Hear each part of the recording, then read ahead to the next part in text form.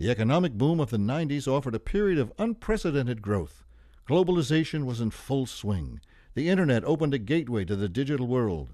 The 90s were good years. Jobs were created, technology prospered, inflation fell, and poverty was reduced. From 91 to 95, we again instituted new programs. We started the Technology Services Division, created a technology training center in Hartford, and launched our first website. We also introduced Reading Recovery to Connecticut, a program that continues to see outstanding success to this day. We had, quotes, recovered 10,000 first grade kids who never would have been able to read. So I was extremely proud of that. And finally, CREC Central moved one last time, this time to a foreclosed-upon bank building, our beautiful administrative and conference center at 111 Charter Oak Avenue in Hartford. In 1996, we celebrated our 30th anniversary with a festival on the grounds of our new Hartford headquarters. In the late 90s, existing programs at CREC were growing rapidly.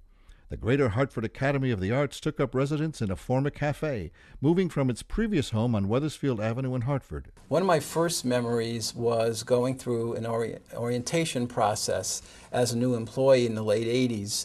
And one part of the orientation in those days was to bring you to other CREC programs and introduce you to CREC programs and actually bring you to the sites.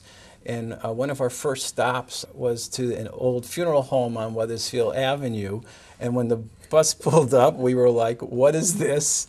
And this was the Academy for the Performing Arts in those days. And we were like, oh my God. So we knew we were working in a unique setting for a unique organization because we were able to make something new out of a funeral home. The hearing impaired program also moved into its new home on Progress Drive in Wethersfield and was renamed Soundbridge. Today we service 675 children, hearing impaired and those with central auditory processing disorders. And we range across the whole state.